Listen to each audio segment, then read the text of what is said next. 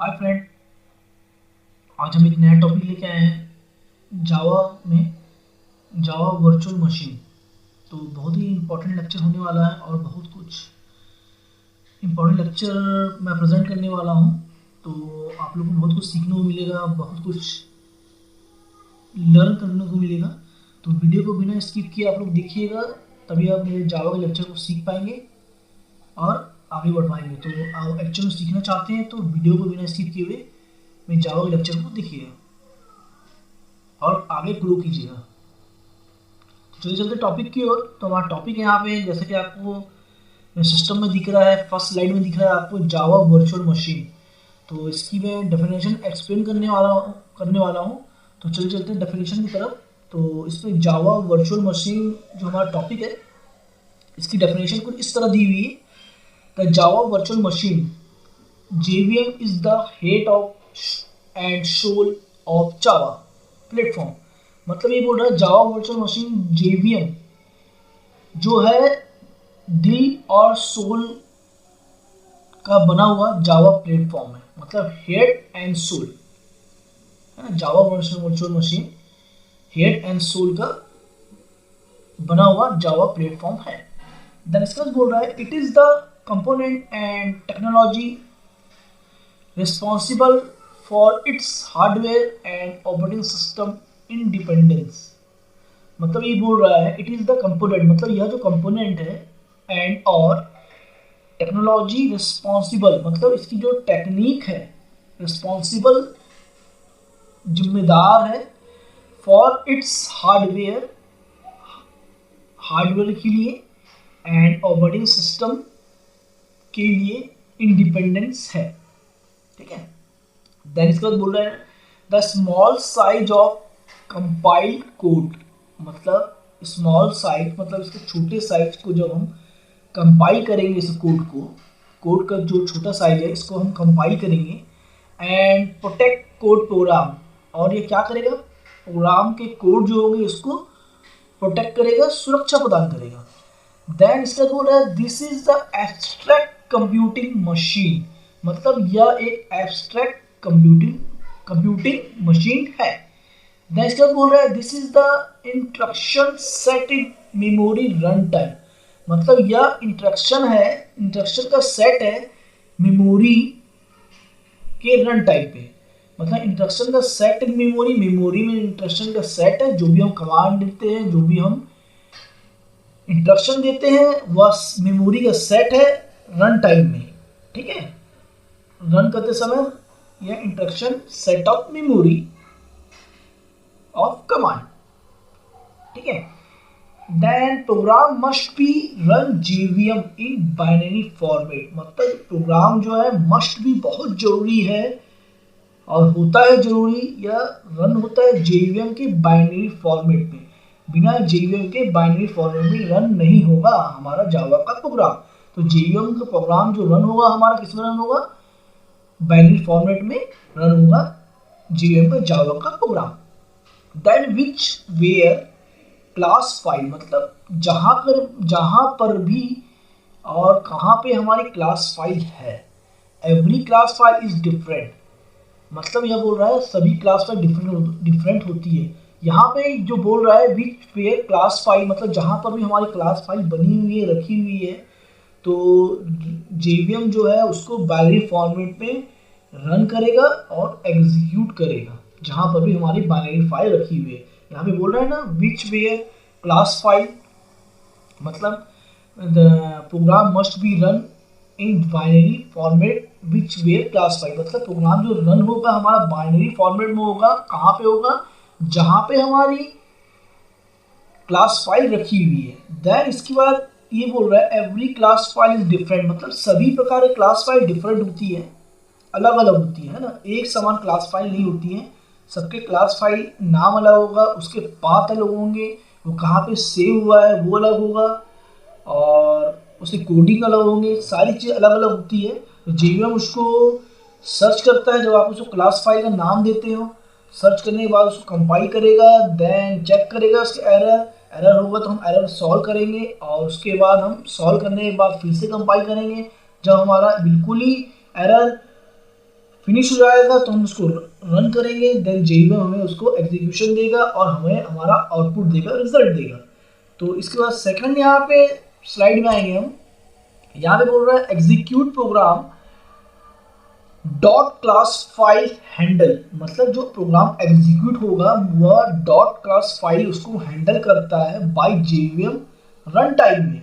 मतलब JVM के run time में डॉट क्लास फाइल उसको हैंडल करेगा प्रोग्राम को एग्जीक्यूट करते समय, प्रोग्राम को रन करते समय। ठीक है। Then JVM is just in time compiler, मतलब JVM जो है जस्ट इन टाइम कंपाइलर है, JIT इसको बोलते हैं। देखो मैंने ब्रैकेट में लिखा हुआ है आपको अंडरस्टैंड करने के लिए, आपको समझने के लिए और आपको समझाने के लिए कि JVM is must just in time compiler, JIT बोलते हैं इसको। Then JVM is the very fast compiler, मतलब JVM जो है बहुत ही फास्ट कंपाइलर है। ठीक है,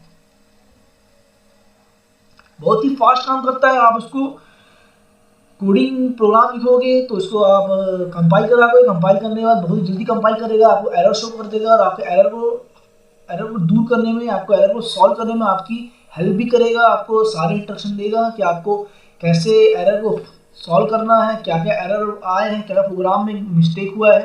तो आपको सारे एरर्स को कंपाइल करने के बाद आपको एरर शो कराएगा, देन आपको इजी हेल्प करेगा आपको एरर को दूर करने के लिए JVM मशीन, क्योंकि बहुत ही एडवांस लेवल पे काम करता है JVM मशीन, बहुत ही हाई लेवल कंपाइलर है JVM और बहुत ही इंपॉर्टेंट कंपाइलर है और इम्पॉर्टेंट पार्ट है जावा का। तो बहुत ही फास्ट एग्जीक्यूशन करता है और बहुत अच्छे से हम इसमें वर्क कर सकते हैं और अपने प्रोग्राम को बहुत अच्छा परफॉर्म करा सकते हैं और अच्छे टास्क को पूरा कर सकते हैं और प्रोग्राम को इजीली एग्जीक्यूट कर सकते हैं, रन कर सकते हैं, कंपाइल कर सकते हैं, देन आउटपुट प्राप्त कर सकते हैं। देन इसमें यहाँ पे नेक्स्ट टॉपिक बोल रहा है यहाँ पे the explain JVM system of diagram, मतलब यहाँ पे मैं एक्सप्लेन करने वाला हूँ जावा के JVM सिस्टम को डायग्राम के जरिए। ठीक है। Then Java virtual machine system process, मतलब JVM बोलते हैं इसको, JVM क्या बोलते हैं हम, जावा वर्चुअल मशीन सिस्टम। ठीक है। JVM का मतलब J मतलब जावा, V मतलब वर्चुअल और M मतलब मशीन, है ना। तो क्या बोलते हैं हम, जावा virtual machine system called, this is called JVM। तो यहाँ पे जावा वर्चुअल मशीन के सिस्टम को मैं एक्सप्लेन करने वाला हूँ डायग्राम के जरिए। देन कुछ पार्ट्स है इसके, कुछ टॉपिक्स है, कुछ टाइप्स हैं, तो वो भी मैं यहाँ पे एक्सप्लेन करने वाला हूँ। तो चलिए चलते हैं हमारे टॉपिक की तरफ, इसके JVM वर्चुअल मशीन के डायग्राम और इसके पार्ट्स और इसके टाइप की तरफ। तो ये हमारा JVM का टाइप आ गया। ठीक है। तो चलिए हम नेक्स्ट स्लाइड में आ चुके हैं, जावा वर्चुअल मशीन प्रोसेस टाइप, मतलब सर डायग्राम जो बोल रहा है एक्सप्लेन मैं यहाँ पे करने वाला हूँ। We can explain Java virtual machine process type.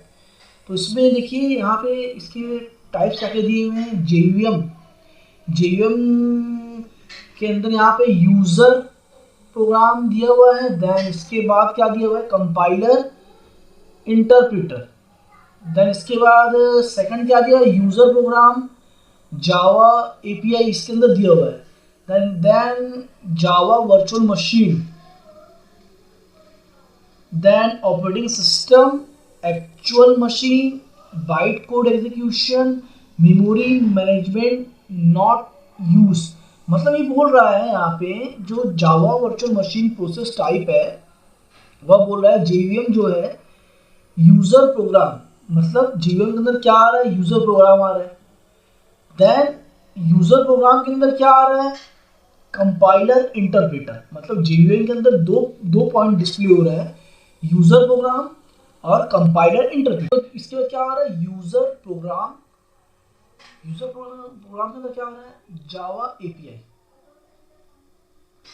User program के अंदर क्या आ रहा है, जावा API।